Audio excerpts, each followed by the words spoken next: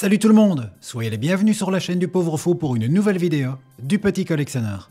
Avant de rentrer dans le top du jour, je vous propose une mise en contexte qui va vous aider à comprendre comment fonctionnent ces top figurines. Cette vidéo d'introduction que vous regardez sera exactement la même pour chacune des vidéos top. Si vous connaissez, vous pouvez passer et aller directement au top du jour. Pour ça, j'ai mis les timers dans la description de la vidéo. Pour commencer, il me paraît important de vous rappeler que des éliminatoires ont eu lieu fin décembre dernier. Je vous ai présenté pas moins de 344 figurines issues de ma collection, elles étaient réparties dans 12 gammes différentes, et je vous ai invité pour chacune des gammes à élire 3 figurines, en n'oubliant pas de les classer de 1 à 3. La répartition des points fonctionne un petit peu comme à la Star Academy ou à l'Eurovision. Il y a donc le vote du public, c'est vous, et celui du jury, c'est moi. Vos votes cumulés équivaudront à 50% des points attribués à la figurine, je me charge des 50 autres pourcents. Il y aura 3 formats de top, des top 3, des top 5 et des top 10.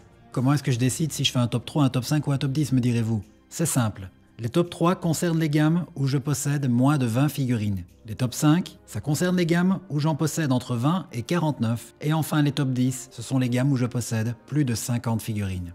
Afin de vous expliquer comment se déroule l'attribution des points, je vais prendre un exemple, disons la gamme Tortue Ninja Cartoon. Disons qu'un des participants a donné 3 points à Leonardo, qui les classe donc numéro 1, 2 points à Raphaël, qui les classe numéro 2, et 1 point à Donatello, qui les classe numéro 3. Ensuite, je récolte tous vos votes, j'accumule les points, et on arrive par exemple à un classement du type 1 Shredder avec 15 points, 2 Leonardo avec 13 points, et disons 3 Donatello avec 11 points. Admettons que nous sommes dans le cadre d'un top 3, pour faire simple avec l'exemple, ça fait que Shredder aura 10 points, Leonardo qui est deuxième 6 points, et Donatello 4 points.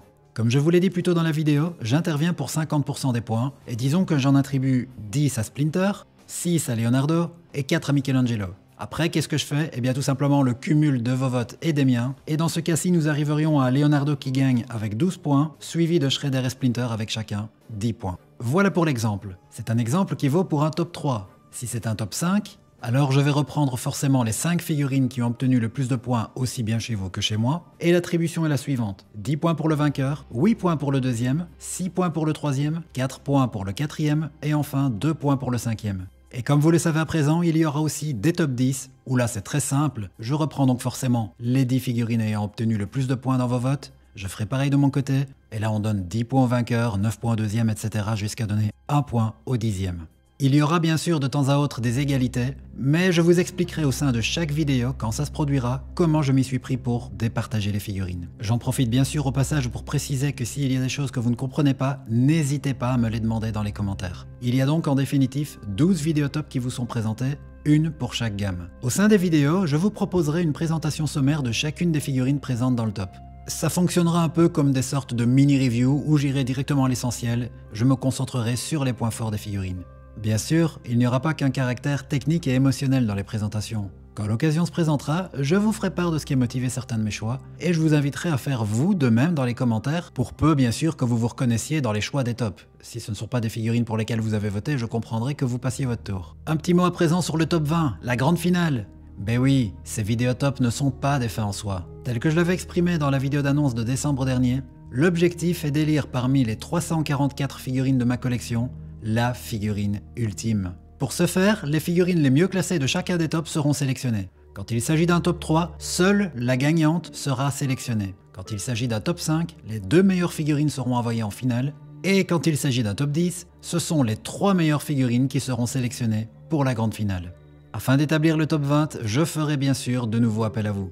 Je vous demanderai d'élire les 5 figurines que vous préférez, de les classer de 1 à 5, et le total de vos votes équivaudra pour 50% des points attribués aux figurines. Et forcément, je m'occuperai des 50 autres pourcents. Le rappel des gammes en lice avec pour chacune le nombre de qualifiés pour la finale. Il y aura tout d'abord la gamme des Tortues Ninja du film de 1990. Ce sera un top 3 et il y aura donc un qualifié. Ensuite, ce sera au tour des Dragon Ball et Sage Figuarts, un top 10, 3 qualifiés.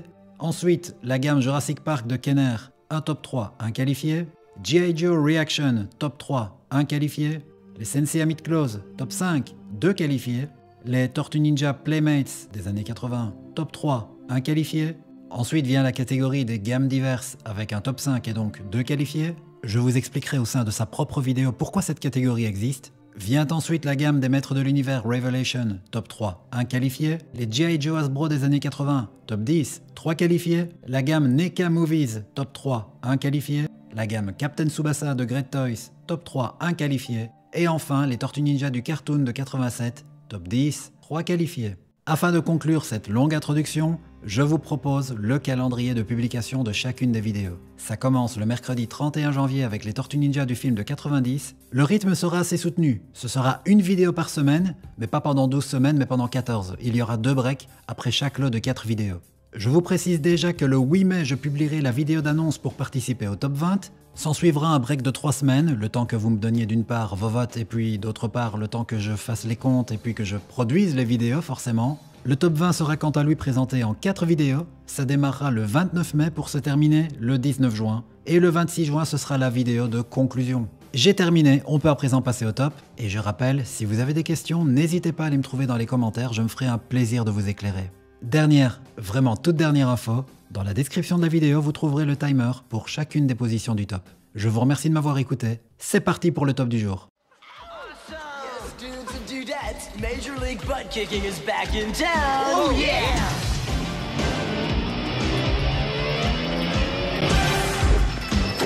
Awesome!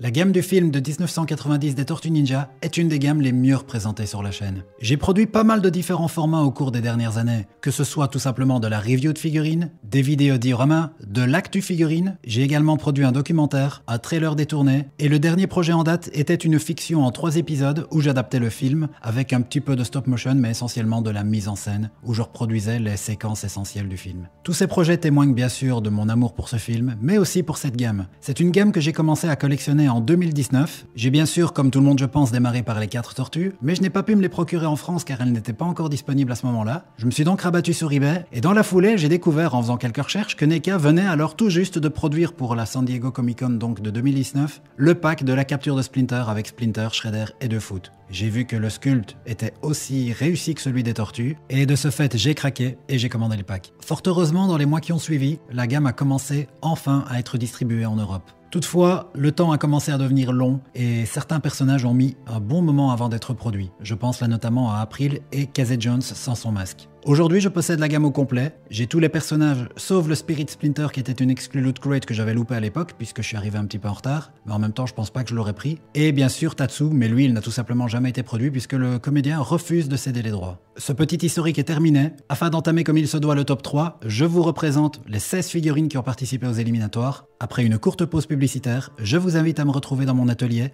où je vous présenterai les 3 figurines sous forme de review.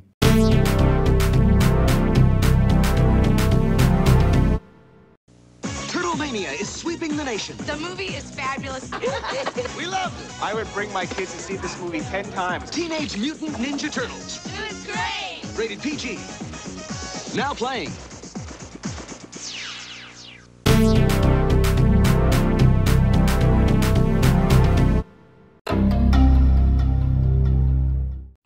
Raphaël. Ah, je devine que je dois faire quelques déçus, il y en a qui espéraient sans doute le voir premier. Bah, il faut savoir qu'il n'est pas dans votre top 3 à vous. S'il est présent dans le top définitif, c'est parce que moi je l'y ai inclus. C'est mon personnage préféré, ça a joué forcément, mais pas que, je vais vous expliquer aussi pourquoi est-ce que j'adore cette figurine. Eh bien, c'est la présence de cette tête bonus, que je trouve absolument fantastique.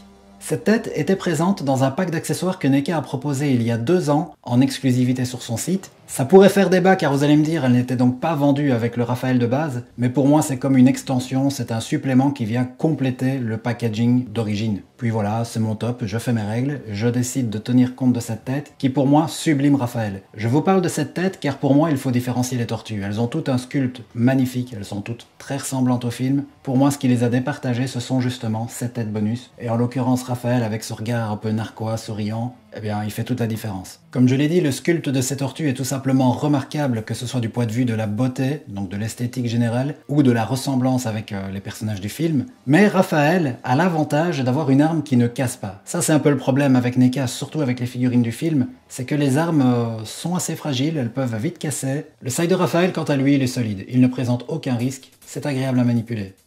Passons au numéro 2.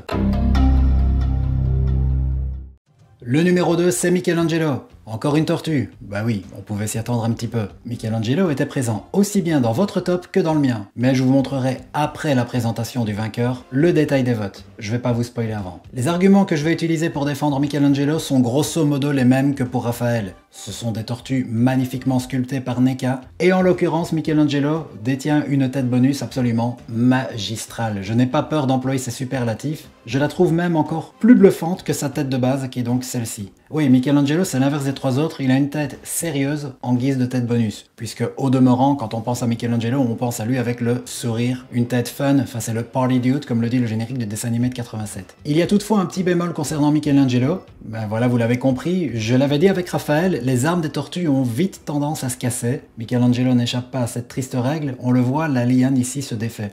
Bon, elle n'est pas vraiment cassée, mais c'est très difficile de la réemboîter dans l'orifice du nunchaku. Je ne m'y aventure pas, j'aurais peur de la casser encore bien plus. Vous allez du coup vous demander, mais pourquoi alors est-il devant Raphaël au classement? N'oubliez pas, c'est la moyenne de vos votes et des miens. Vous allez voir le décompte à la fin, mais d'abord on va passer au numéro 1. Alors, Donatello ou Leonardo?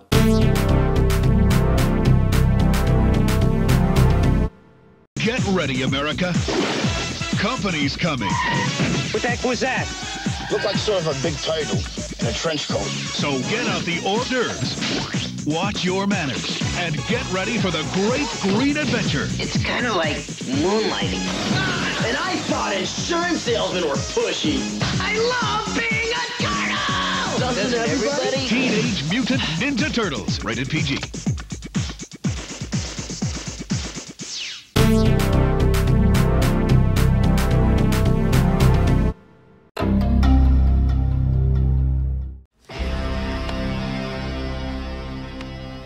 Now, you guys mind telling me what you're doing with my little green pal over there? Just do one sale, pal. I'll never call golf a dog game again.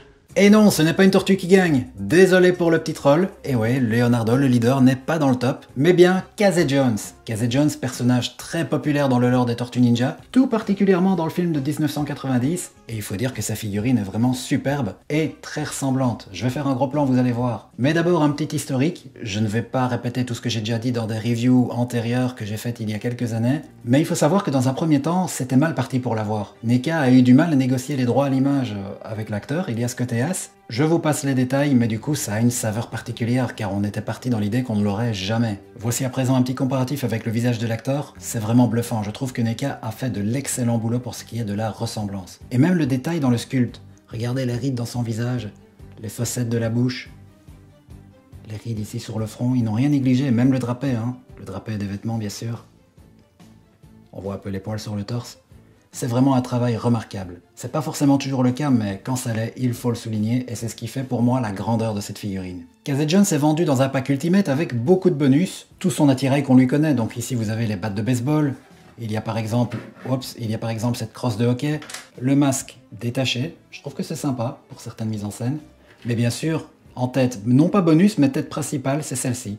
Le visage masqué, tel qu'on le connaît le mieux bien sûr, même si dans le film on le voit plus souvent à visage découvert, pour donner un caractère plus humain au personnage. Et je ne l'ai pas dit, mais il a une bonne manipulation, je vais pas refaire une review complète, mais il tient sans difficulté.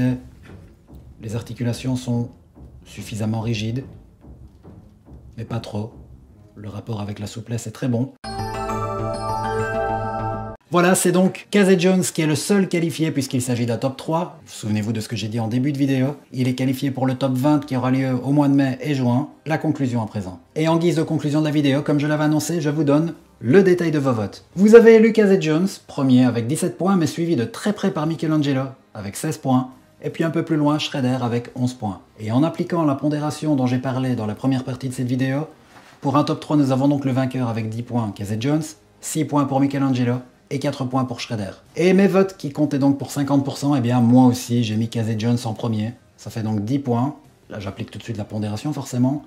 Raphaël deuxième avec 6 points et Michelangelo troisième avec 4 points. Et donc, vous plus moi on arrive à Casey Jones 20 points, Michelangelo 10, Raphaël 6, J'applique la pondération. Kazet Jones 10 points, Michelangelo 8 points et Raphaël 6 points. Je vous remercie d'avoir suivi cette vidéo. N'hésitez pas si vous avez des commentaires à les donner, je me ferai un plaisir de vous répondre. Si vous n'avez pas eu l'occasion de participer au top, eh bien vous pouvez toujours me dire pour qui vous auriez voté. Ça peut être intéressant, hein, le débat est éternellement ouvert. Et je vous donne rendez-vous dans une semaine pour un top plus costaud puisque ce sera un top 10 avec les SH Figures Dragon Ball. A très bientôt les amis, ciao.